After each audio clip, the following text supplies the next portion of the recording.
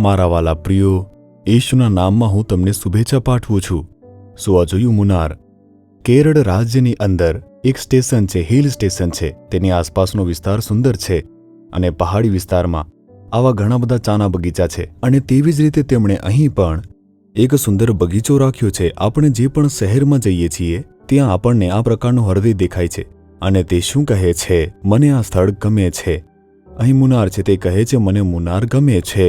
તે દરેક જગ્યાએ છે, પછી ભલે તે સિંગાપોર હોય કે મલેશિયા હોય, આપણા નગરો, શહેરો અથવા તો ગામડાઓની અંદર પણ આપણે તે જોઈ શકીએ છીએ. તેઓ સ્થળની સાથે, તે નામની સાથે એક હૃદય રાખે છે, દર્શાવે છે કે તે સ્થાનને પ્રેમ કરે છે. આપણે ખરેખર આપણા હૃદયથી તે સ્થાનને પ્રેમ કરવાની જરૂર છે. પુનર્નિયમ 6 અધ્યાય તેની 5મી કલમમાં પ્રભુ કહે છે, યહોવા તારા ઈશ્વર પર તું તારા પૂરા અંતઃકરણથી તથા તારા પૂરા મનથી તથા તારા પૂરા બળથી પ્રેમ કર. તમારું હૃદય તે પરમેશ્વરના પ્રેમથી ભરેલું હોવું જોઈએ. કોને પ્રેમ કરવો જોઈએ? પરમેશ્વરને પ્રેમ કરવો જોઈએ. તેમના આપણા માટેના પ્રેમના કારણે તે એક માણસ તરીકે જન્મ્યા, આપણા માટે વધસ્તંભ લોહી વેવડાવ્યું. અને તે જ પરમેશ્વર ઈસુ ખ્રિસ્ત છે, જેને આપણે પૂરા હૃદયથી, પૂરા આત્માથી ને પૂરા શક્તિથી પ્રેમ કરવો જોઈએ. તમે ઈસુને પ્રેમ કરો છો, પણ શું તમે પૂરા હૃદયથી પ્રેમ કરો છો? તમારા હૃદય પર હાથ રાખીને તપાસી જુઓ. હું ઈસુને પ્રેમ કરું છું આમ કહેશો? નહીં. આપણે આપણો સૌથી મોટો અને સર્વોચ્ચ પ્રેમ તે પરમેશ્વરને આપવો જોઈએ. શું તેમણે આપણને સૌથી વધુ પ્રેમ કર્યો નથી? આપણા માટે દુનિયામાં આવ્યા નથી? શું તેમણે ઘાવ સહન કર્યા નથી? પોતાના લોહીનું છેલ્લું ટીપું વહેવડાવ્યું નથી? મૃત્યુ પામીને ફરીથી સજીવન થયા નથી? તે શેના માટે? આપણા માટેના પ્રેમના કારણે. એ છે પ્રેમ. તમે તપાસીને જુઓ, શું આપણે પણ ઈશુને આ રીતે પ્રેમ કરીએ છીએ? જરા વિચારીને જુઓ. શું હું ઈશુને મારા પૂરા હૃદયથી પ્રેમ કરું છું? હું સૌથી વધુ કોને પ્રેમ કરું છું?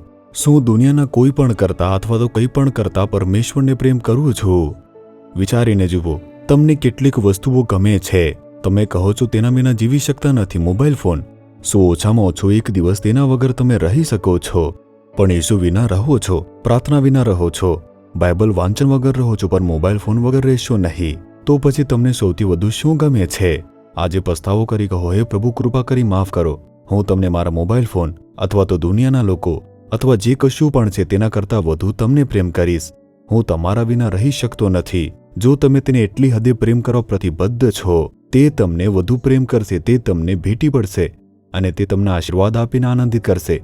હવે પ્રભુને જોઈને કહો, હે પ્રભુ, મારા પૂરા હૃદયથી અને મારી બધી શક્તિથી પ્રેમ કરવા માટે પ્રતિબદ્ધ છું. મારો જે આંશિક પ્રેમ તમારા તરફ હતો તેને માફ કરો. મારો મુખ્ય પ્રેમ હવેથી તમારા માટે જ રહે તે માટે પ્રતિબદ્ધ થાઉં છું. પછી પ્રભુ ખુશ થશે. હે ઈશુ, હું મારા પૂરા હૃદયથી અને મારી બધી શક્તિથી તમને પ્રેમ કરવા માટે પોતાને પ્રતિબદ્ધ કરું છું. મારો મુખ્ય પ્રેમ હું તમને રાખું છું. હું તે માટે પ્રતિબદ્ધ થાઉં છું. મારા પ્રેમના અભાવને તમે માફ કરી દો પ્રભુ. ઈશુના નામમાં પ્રાર્થના કરું છું. Amen, amen. Jesus Redeems Gujarati YouTube ચેનલને સબસ્ક્રાઇબ કરો.